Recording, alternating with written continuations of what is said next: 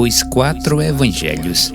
João capítulo 15, versículos de 1 a 27. As videiras e os ramos. O aumento da compreensão é um dos requisitos indispensáveis à evolução espiritual e a prova mais exata de que os ensinos Rosacruzes estão sendo empregados de forma prática e consciente. O entendimento espiritual ou iluminação, nome empregado pelo esoterismo para uma compreensão mais profunda, refina a mente do aspirante, tornando-a mais penetrante e profunda, permitindo-lhe contatar níveis mais elevados do seu próprio ser, antes desconhecidos, dos quais derivam novos conhecimentos que satisfazem a mente e o coração. O incompleto e muitas vezes falseado nível de compreensão, limitado aos conhecimentos intelectuais, às teorias científicas e aos preconceitos familiares e religiosos, é ampliado consideravelmente, despertando no neófito um sentimento de admiração, respeito e gratidão aos mestres da Ordem Rosacruz, cujos ensinos elevarão sua consciência às alturas das realidades eternas. Com a certeza do conhecimento, as esperanças se renovam, afastando da mente os sonhos e fantasias espirituais, dando plena convicção de que a evolução não é um processo mecânico ou automático, mas depende em grande extensão dos seus esforços pessoais sabiamente direcionados. Os ensinos de São Paulo se fundamentam na renovação da mentalidade, uma vez que a mente é o veículo que exerce uma dupla função para o exterior, como comumente é empregado pela grande maioria das pessoas, ou para o interior do homem, a fim de prescrutar os mistérios do seu próprio ser e dar sequência à evolução consciente. Todavia, essa renovação seria impossível se o aspirante permanecesse limitado à velha sabedoria mundana, derivada da sua mente concreta, que apesar das especulações científicas e intelectuais, nunca conseguiu chegar ao conhecimento da verdade.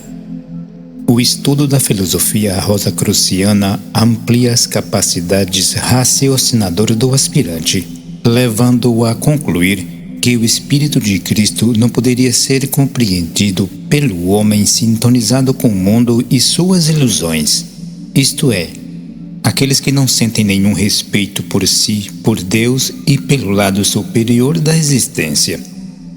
A observação tem comprovado que, após algum tempo de estudos e práticas, um sentimento de solidão parece invadir as almas dos aspirantes, pois no íntimo desejariam que todos que fazem parte do seu ciclo social mais próximo aderissem à nova visão que passou a ter de Deus e da vida. Como isso raramente acontece, o candidato ao cristianismo não deve desanimar nem se afastar do convívio com seus semelhantes. Ao contrário, deverá esforçar-se por compreendê-los e amá-los, não perdendo nenhuma oportunidade de agir em consonância com o ideal que passou a sustentar. A convivência diária com os amigos, a família e o ambiente de trabalho oferece as maiores oportunidades de servir seu próximo. Afinal, o objetivo do cristianismo é a unificação entre os homens, não a separação. Contudo, a fim de manter a paz e a harmonia tão necessárias ao avanço espiritual, é preciso tomar certas precauções. A primeira é reprimir energicamente o impulso vaidoso de falar sobre suas experiências pessoais com pessoas desinteressadas não preparadas, evitando dessa forma a criação de problemas desagradáveis e brincadeiras de mau gosto. O maior exemplo será sempre a maior propaganda que o aspirante pode fazer dos seus ideais e da sua escola. Suas ações respaldadas por uma conduta séria e discreta frente às situações mais difíceis da vida valem mais do que 1 milhão de palavras. A experiência de muitos anos tem demonstrado que nunca nos arrependemos de não ter falado, mas muitas vezes temos nos arrependidos de ter falado demais. Numa das passagens do capítulo em exame, encontra-se uma frase bastante significativa, ou melhor, a expressão de uma lei que deverá ser considerada seriamente quando se pretende dar um passo definido no caminho da autorrealização. Disse o Senhor Supremo Mestre: quem permanece em mim e eu nele, esse dá muito fruto, porque sem mim nada podeis fazer. Esta frase diz respeito a uma verdade fundamental, pois em realidade o homem só pode fazer algo útil e proveitoso para si e para o próximo quando seus pensamentos, sentimentos e ações refletem a vontade do Espírito. O homem comum nada sabe a respeito de si mesmo, ignora que é um espírito e que sua vida ao mundo físico foi determinada por leis sábias e justas que esperam dele algum retorno voluntário e consciente. O homem sintonizado com o mundo das aparências desconhece essa verdade fundamental e suas ações raramente estão em consonância com as leis superiores. As opiniões que sustenta sobre si mesmo, sobre Deus e o universo, pouco importância terão se não estiverem em sintonia com a verdade e com as leis que regem a evolução. A ignorância da realidade espiritual transformou o homem num ser materialista vaidoso e prepotente, que faz da existência material uma armadilha que encobre a morte. Sua cegueira psicológica o impede de ver que o emprego exclusivo do poder espiritual, voltado exclusivamente para o mundo, não é a meta exclusiva da evolução, pois o emprego da energia do espírito, canalizada unicamente na conquista dos bens materiais, não rende dividendos espirituais, não capitaliza nada para a vida eterna.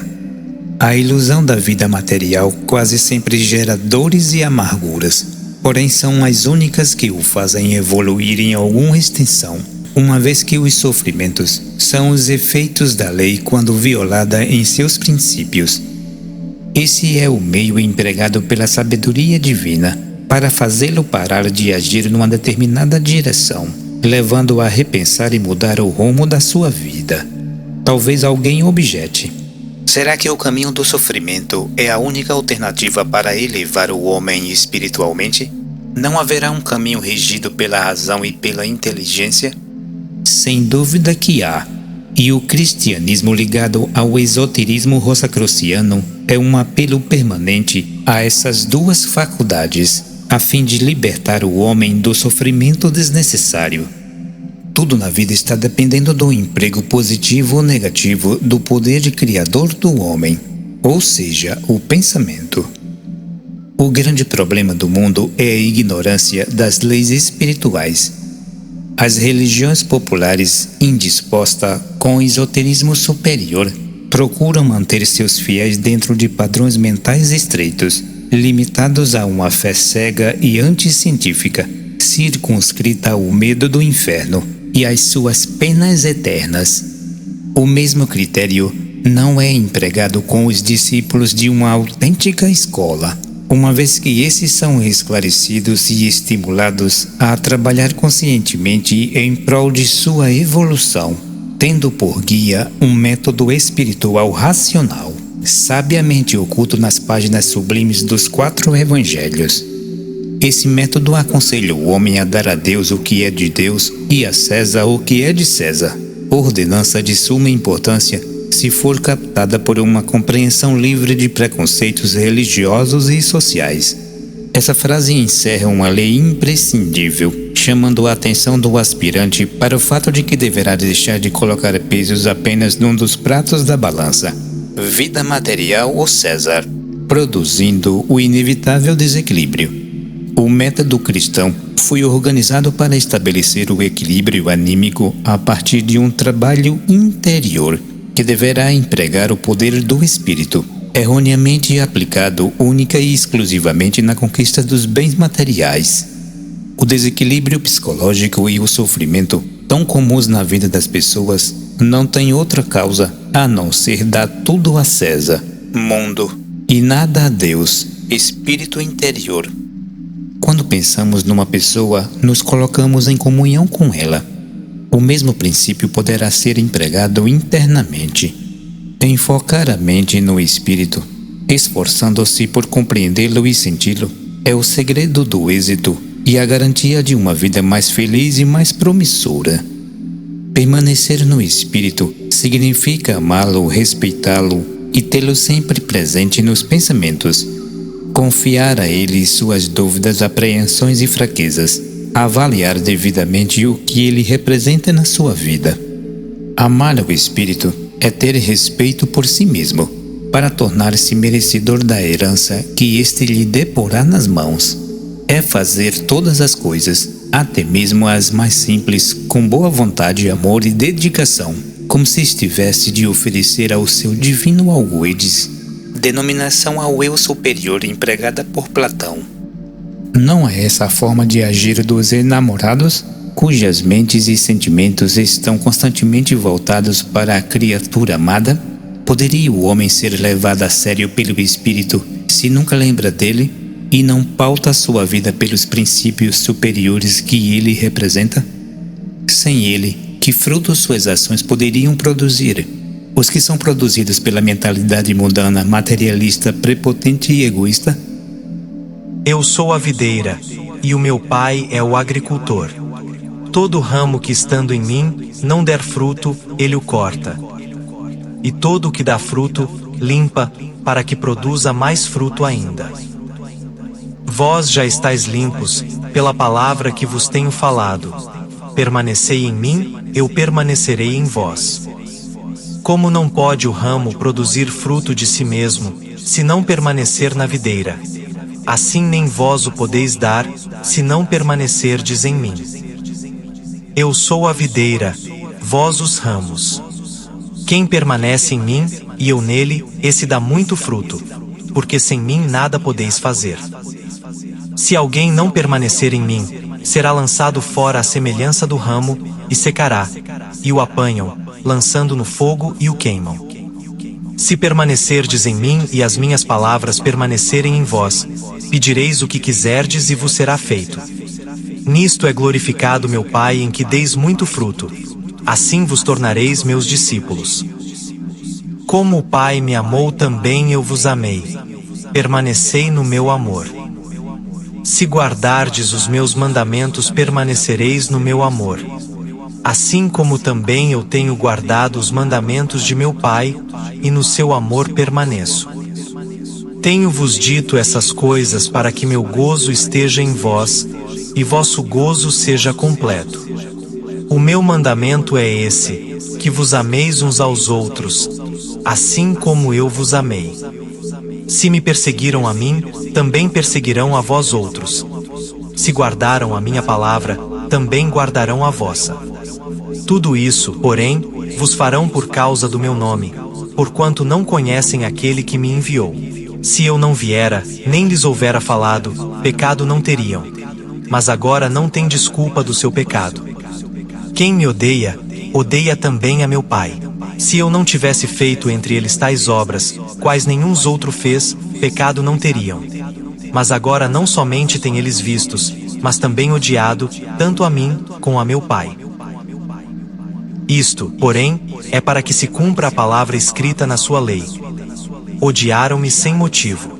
Quando, porém, vier o Consolador que eu vos enviarei da parte do Pai, o Espírito da verdade, que dele procede, esse dará testemunho de mim. E vós também testemunhareis, porque estáis comigo desde o princípio. Palavras-chave: a videira e os ramos, o agricultor, limpos pela palavra, dar a própria vida, o servo, o Senhor e o amigo. Não fostes vós que me escolhestes. O mundo vos odeia, se eu não lhes houvera falado. O Consolador.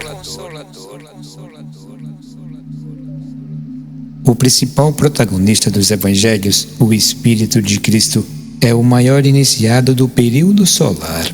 Ele assumiu espontaneamente a redenção e a salvação de toda a humanidade, ligando-se a ela insoluvelmente.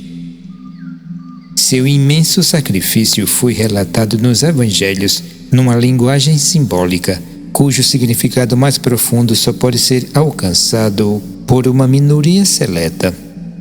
A Odisseia evangélica, amplamente conhecida pelos cristãos exotéricos, tem um sentido profundo, cuja réplica efetuar-se-á um dia no interior do próprio homem.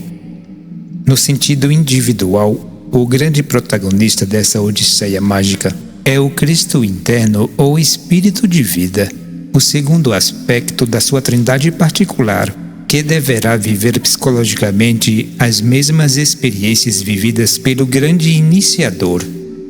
A verdadeira vinha é um símbolo empregado com frequência pelos evangelhos.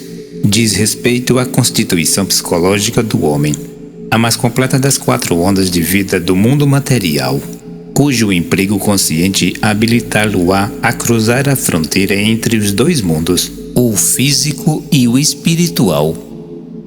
A vinha também é uma referência às legítimas escolas esotéricas, organizada para ensinar seus adeptos a arte da viticultura anímica, ou seja, a elaboração de um estado psicológico superior, representado pelo vinho, símbolo da sabedoria prática conquistada por meio do emprego das fórmulas evangélicas.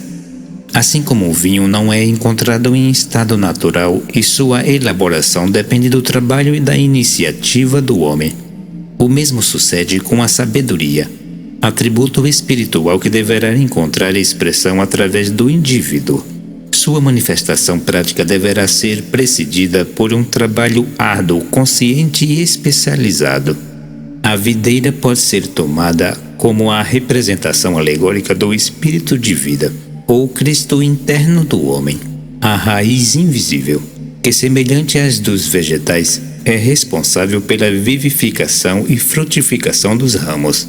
Este exemplo, tirado do reino vegetal, é altamente significativo quando examinado à luz da ciência hermética. O homem é semelhante a uma planta invertida.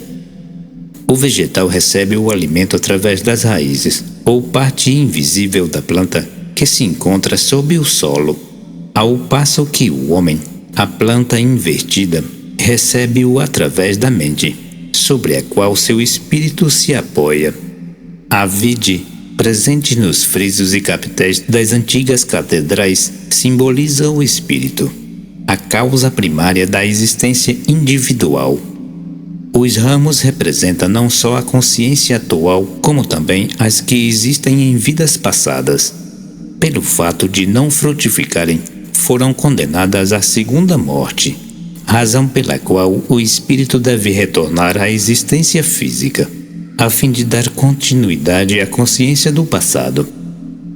Embora esse processo se realize de forma oculta e inconsciente, para ele não lhe permite recordar das experiências passadas, mas usufruir as capacidades implantadas por elas. O agricultor.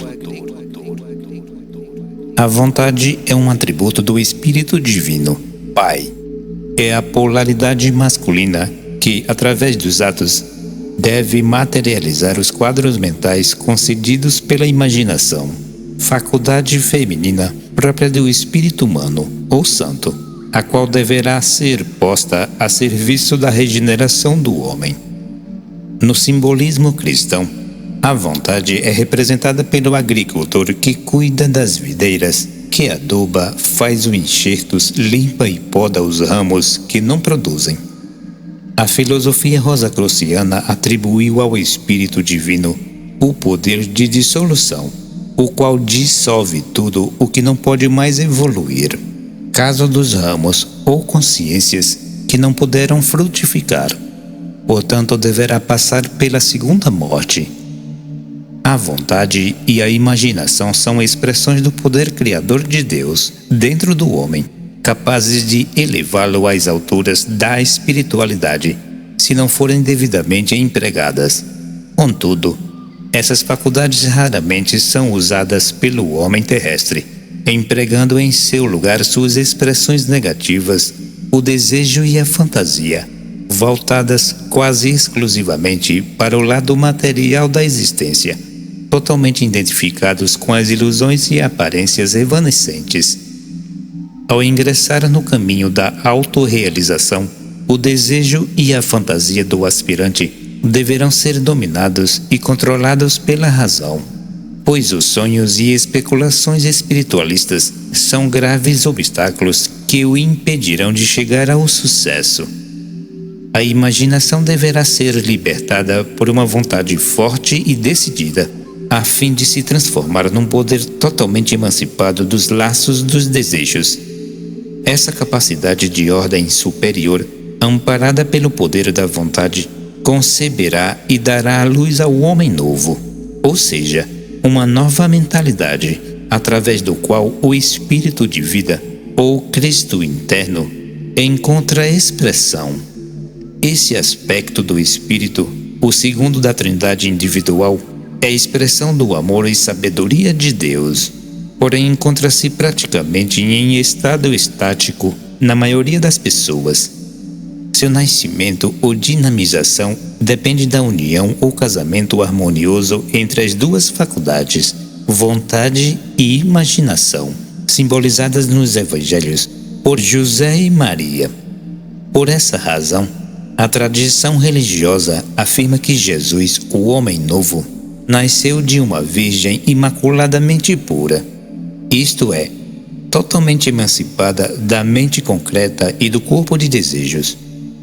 Essa faculdade superior é representada no Apocalipse por uma mulher, cujos pés se apoiam sobre uma serpente, símbolo da força criadora sob seu controle, trazendo em seu ventre o Rei do futuro, o menino de Belém. Limpos pela palavra. Há duas classes de ideias: as de ordem material, derivadas do estudo das formas exteriores, cujas impressões são captadas pelos sentidos e transformadas em conclusões mentais parciais e relativas, e as de ordem espiritual, revelada por homens superiores e pelos livros sagrados sob a forma de alegorias ou símbolos, considerada pelas massas populares como fatos reais acontecidos em algum tempo do passado. As primeiras estão apenas relacionadas com o mundo e com os efeitos físicos. As segundas, com as causas espirituais que permeiam todas as formas e acontecimentos materiais.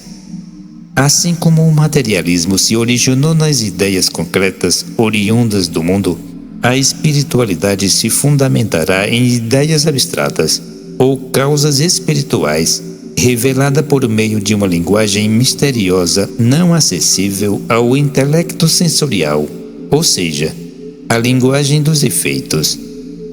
O estudo das causas é o único conhecimento que poderá elucidar os mistérios que a mente concreta provou ser incapaz de explicar. As palavras exteriorizam as ideias. Quando o mestre declarou que sua palavra não estava em nós, ele se referia a princípios ou verdades espirituais que a maioria dos homens não entendem e por essa razão não podem ser avaliadas devidamente. As ideias superiores, reveladas através das palavras do mestre, são expressões de leis invariáveis, provavelmente de dimensões acima da física, as quais os guias religiosos e investigadores bíblicos e evangélicos julgam entender, tomando-as pelo ponto de vista tridimensional, o que os conduz a conclusões e enganos deploráveis. O discípulo conscientizado pela ciência esotérica, cujas teses se harmonizam perfeitamente com os ensinos de Cristo, alcançando o sentido superior dessas ideias, passando a considerar todas as coisas sob uma nova ótica nova, inteiramente diferente da que é empregada pelos investigadores materialistas. As premissas evangélicas reveladas pelo Salvador, quando bem entendidas, introduzem a verdade dentro do homem. Embora essa não seja ainda a expressão prática dessas verdades, elas já fazem parte da sua vida por se gravarem em sua alma, constituindo-se numa reação poderosa contra a mentira sensorial. As ideias suscitadas pelos sentidos são incompletas, ou melhor, expressões das meias-verdades que não conduzem a uma conclusão completa e definitiva. As ideias provenientes das dimensões superiores não mudam nem se alteram com o passar dos tempos. São indestrutíveis e convergem para a eternidade. Dar a própria vida. Essa frase do Salvador, interpretada literalmente, tem levado muitos religiosos a conclusões absurdas, imaginando que se deixando matar ou torturar é dar prova de amor pelos seus semelhantes ou pela doutrina de Cristo. Tomar as palavras do Mestre ao pé da letra é dar demonstração de incompreensão, fanatismo e até mesmo de materialismo. Preservar o respeito por si e a integridade do corpo é a primeira demonstração de entendimento que um indivíduo pode dar, pois sem esse veículo não só se tornaria invisível aos outros, como também estaria impossibilitado de realizar os atos que provam e confirmam a espiritualidade neste mundo. A grande massa humana precisa de exemplos visíveis para ser levedada, não de atitudes sensacionalistas. A vida que Cristo se refere não está vinculada ao corpo físico, mas à alma, ou seja, a capacidade de ajudar efetivamente seu próximo por meio de exemplos, de atos conscientes, palavras autorizadas proferidas no momento oportuno. Dar a vida significa auxiliar, ensinar o indivíduo a caminhar com suas próprias pernas, fazendo-o abandonar as muletas psicológicas do condicionamento mental e dependência dos outros. Dar a vida é abrir a consciência do seu irmão, mostrando o imenso poder interno que está encerrado em seu próprio interior. É ensiná-lo a trabalhar e lutar pelo bem que deseja, a criar um novo destino em sintonia com as leis de Deus e da natureza. Dar a vida não é sustentar a miséria física e psicológica do seu irmão. Não é dar esmola, cortando o pão em 10 pedaços para que estenda sua mão 10 vezes para apanhá-lo. Esse procedimento não libertaria ninguém, pelo contrário, seria mais um jugo de dependência e escravidão. Esse processo é empregado pela maioria dos religiosos populares que defendem os pobres, mas que jamais se desfazem dos seus bens para auxiliá-los. Ao contrário, procuram extorquir o pouco que possuem. Esse processo hipócrita também é empregado pelos governos que se dizem populistas, socialistas ou de esquerda, cujos representantes enriquecem cada vez mais às custas da ignorância das massas incultas e cegas. O servo, o senhor e o amigo. A verdadeira amizade é algo muito raro, sendo um dos mais nobres atributos da alma humana. Diz um antigo ditado que quem tem um amigo possui um tesouro. Essa verdade se comprova muitas vezes na vida prática. A 11ª casa do zodíaco, Aquários, é considerada em astrologia a casa da amizade, regida pelo planeta Urano. O símbolo de Aquários é descrito no Evangelho Mateus, capítulo 26, versículos 17 a 19. Personificado pelo um homem que carrega uma bilha de água sobre os ombros, em cuja casa foi realizada a última ceia de Cristo junto aos discípulos. Essa casa simboliza de forma inequívoca que a verdadeira ceia não é constituída por uma refeição refinada e substanciosa, mas pela comunhão de ideias superiores, os quais se tornam manifestos quando um grupo se reúne em nome do Espírito do Salvador, ou seja, em nome do amor e da verdadeira amizade, os fundamentos em que se apoiam as autênticas escolas esotéricas do mundo ocidental. Os verdadeiros amigos são aqueles que nos aceitam pelo que somos, não por aquilo que temos. Diante deles sentimos-nos bem. Não precisamos nos esconder sobre uma fachada artificial. Em sua presença, nos sentimos nós mesmos, felizes, sem precisar recorrer a subterfúgios. A amizade também é uma questão de afinidade natural, geralmente determinado pelo tema astrológico. Todavia, o aspirante de uma escola procura desenvolver a amizade com todos os seus irmãos de uma forma sincera e incondicional. Entretanto, esse sentimento deverá ser considerado sob um ponto de vista mais elevado e diz respeito à amizade que há de ser estabelecida entre o homem e seu espírito. A frase proferida pelo Salvador é altamente significativa. Vós sois meus amigos, se fazeis o que eu vos mando. Já não vos chamo servos, porque o servo não sabe o que faz o seu senhor, mas tenho-vos chamados amigos, porque tudo quanto ouvi do meu Pai, vos tenho dado a conhecer. A consciência do homem comum quase sempre encontra-se adormecido ou ausente, mesmo no estado de vigília, o que faz do corpo de desejos o seu veículo mais desperto, cujo alimento é proporcionado pelos sentimentos e emoções. O servo citado por Cristo exemplifica bem esse nível psicológico em que o indivíduo é dominado completamente pela ilusão da matéria, alimentadas por um padrão de mentalidade subjugado por desejos inferiores, voltados exclusivamente para os interesses terrestres. Se não fosse o sofrimento e as desilusões que esse estado de sujeição acarretam à consciência do homem, ele jamais despertaria, a fim de inteirar-se dos seus interesses de ordem espiritual. Visto por esse ângulo, o sofrimento é uma bênção de inestimável valor, pois é o único meio de mostrar que, acima das coisas, há que dar muita importância. Existem valores maiores que deverão ser levados em consideração. Essa é a razão da afirmação do Mestre: conheceis a verdade e a verdade vos libertará. João, capítulo 8, versículo 32.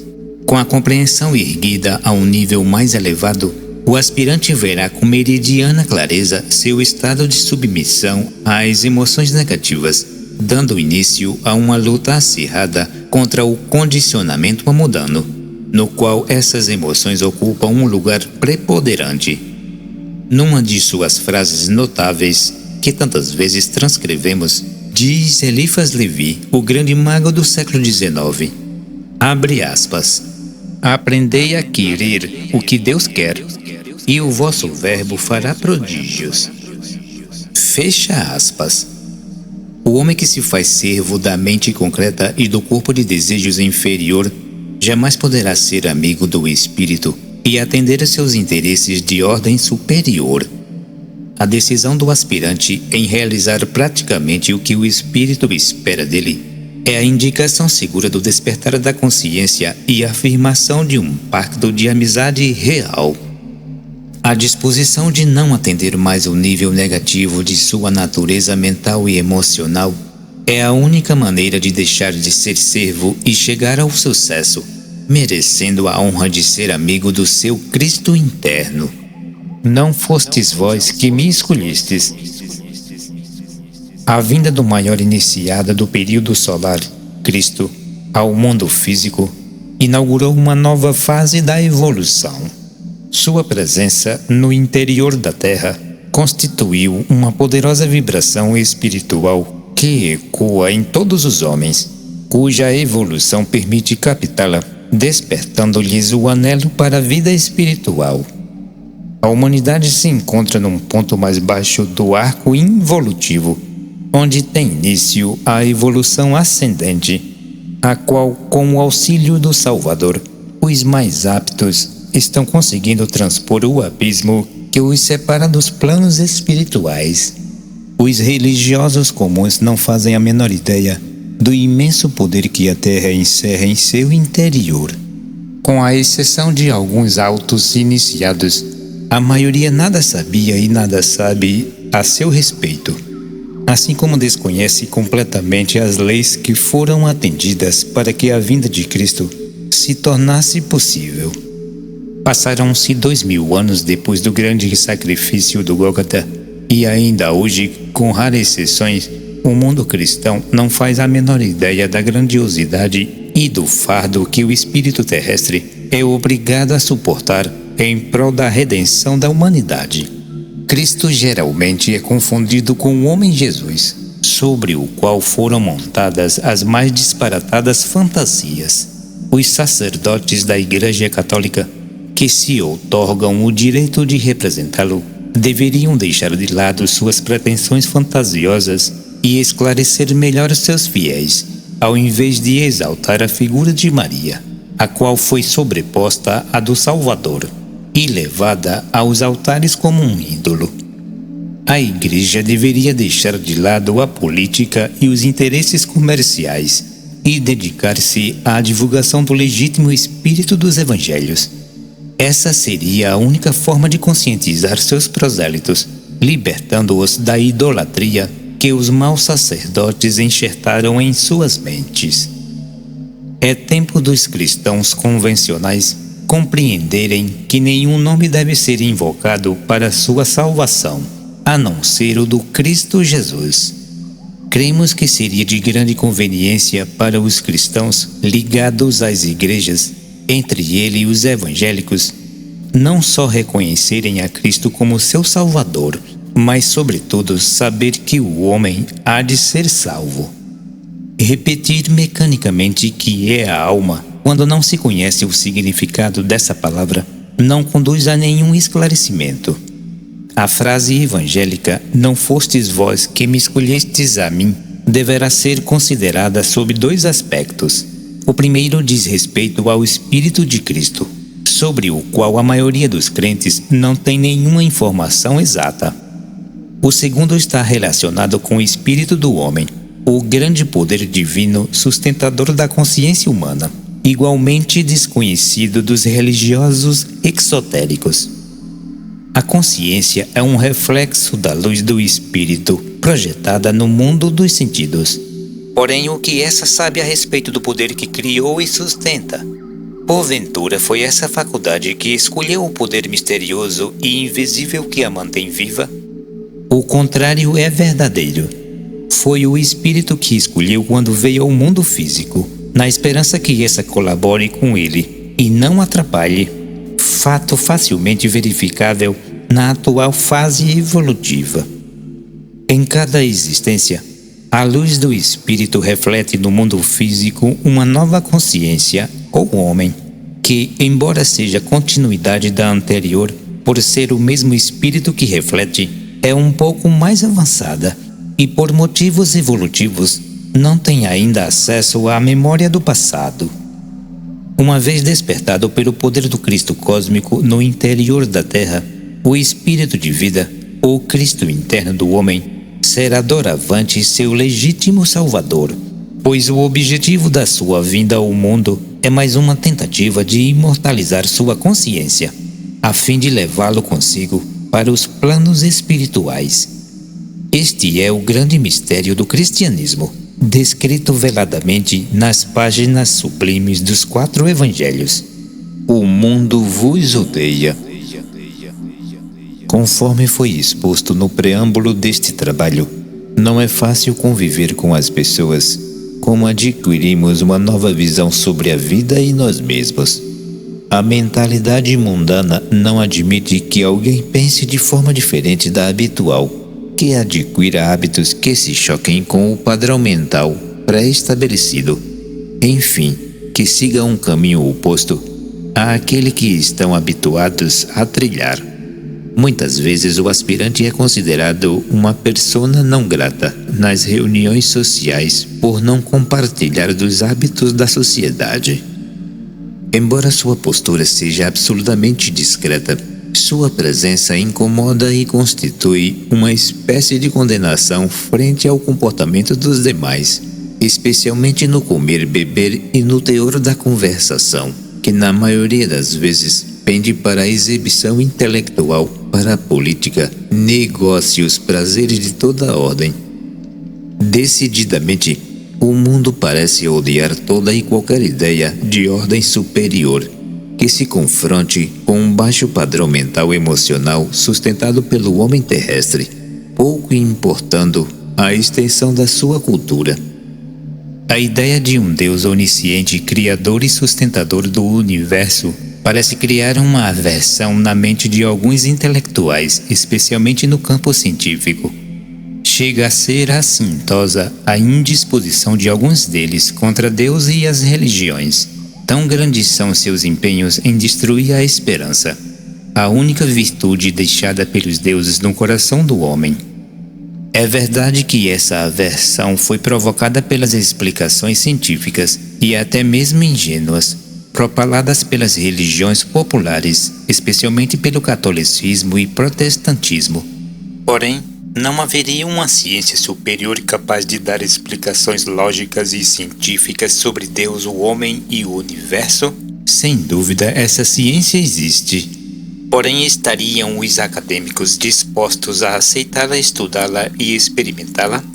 Unicamente algumas revistas têm publicado com frequência entrevistas com homens de ciência, cujas teorias são a maior prova do materialismo crasso, que invadiu os meios científicos. Não discutiremos o mérito desses sábios acadêmicos, cujas teorias ou hipóteses beiram muitas vezes o absurdo, especialmente quando discorre sobre assuntos que desconhecem completamente. Suas pretensões alcançam o cúmulo da intransigência ou fanatismo científico, quando se convencem que fora do seu círculo luminoso ninguém sabe nada, além de se considerarem os únicos capazes de dar qualquer explicação sobre os mistérios do homem e do universo. O orgulho científico, aliado a uma vaidade descomunal, os impede de notar que tal atitude os classifica como tolos toda vez que suas hipóteses são confrontadas com a ciência superior. Bem disse Ouspensky em sua obra Psicologia da Possível Evolução do Homem. Abre aspas. O homem não conhece a verdade e, quando o faz, está mentindo. Fecha aspas. É o que fazem alguns cientistas quando pretendem dar explicações sobre as origens do universo. Abrimos um parêntese para que os estudantes tenham uma ideia dos absurdos sustentados por alguns luminares da ciência, publicados pela revista Época de 13 de novembro de 2006, cujo título é bastante sugestivo: A Igreja dos Novos Ateus. Seria inútil para os nossos estudantes lerem essas entrevistas, a fim de avaliarem o nível mental desses acadêmicos. Segundo a opinião desses grandes estudiosos, a humanidade estaria melhor sem Deus, e que a religião tem feito mais mal do que bem à humanidade. Um dos comentadores dessa entrevista fez alguns reparos interessantes a respeito, os quais deveriam ser considerados seriamente pelo Sr. Richard Dawkins e Daniel Dennett, defensores dessas teorias irracionais. Comenta o repórter. Abre aspas. Tentar julgar as religiões pelo mal em que alguns momentos causaram é tão falacioso quanto fazer o mesmo com a ciência. Seria o mesmo que afirmar que, sem a ciência, não teríamos a bomba atômica, o efeito estufa, os acidentes de avião ou o assédio sexual pela internet. Abre aspas. Os cientistas dizem que Deus é uma hipótese que nunca foi provada pelos guias religiosos. Sem dúvida, porém, os cientistas, por sua vez, nunca provaram sua existência. Essa conclusão científica de que Deus é uma hipótese foi o mesmo que chegou Proudhon, um materialista francês do século XIX, que recebeu de Eliphas Lévy a mesma resposta dada aos cientistas da atualidade. Sim, Proudhon, Deus é uma hipótese, mas uma hipótese tão necessária que, se não existisse, seria preciso inventá-la. Fecha aspas. Se eu não lhes houvera falado. O rosacrucianismo afirma que o estudo do esoterismo é perigoso quando a ele somos levados por intenções egoístas. O conhecimento da verdade é de suma importância no caminho da autorrealização, uma vez que sem ela, o homem não se libertaria da mentira habitual em que vive. Seu conhecimento pode se tornar perigoso se não considerarmos que maiores conhecimentos implicam necessariamente em maiores deveres e obrigações. Assim como a criança desenvolve uma responsabilidade maior na proporção do seu crescimento e desenvolvimento intelectual, O mesmo sucede com o aspirante na proporção em que adquire maiores informações sobre as leis que regem sua evolução. A criança não pode ser responsabilizada por seus atos, embora muitas vezes não possa escapar das suas consequências, porém não pode ser julgada por tê-los praticado. O conhecimento da verdade transforma o aspirante num ser adulto e responsável, que não poderá ser mais justificado pelos atos cometidos contra as leis de Deus. Não diz o Evangelho que aquele que sabe o que é o bem e não o faz, esse comete pecado?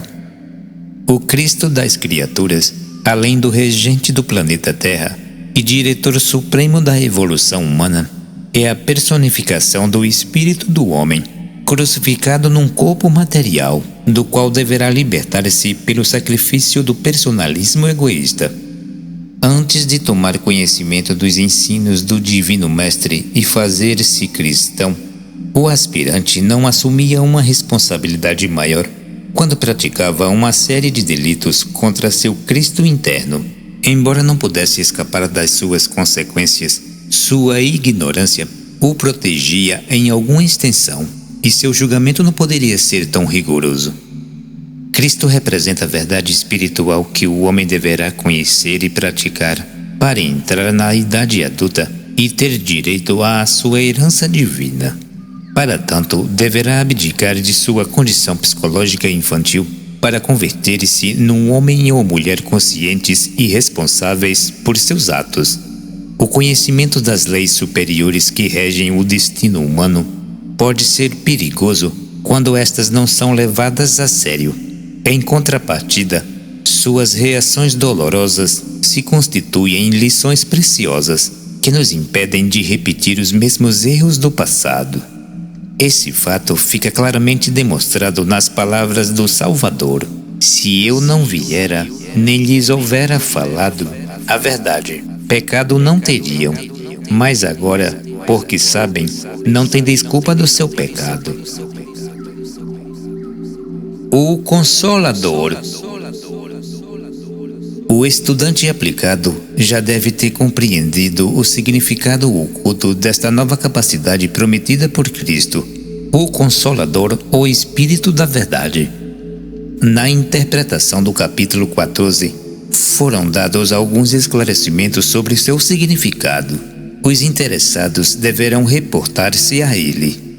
No capítulo 16 do Evangelho de João, a missão do Consolador, o autor dará maiores detalhes sobre esse assunto de fundamental importância.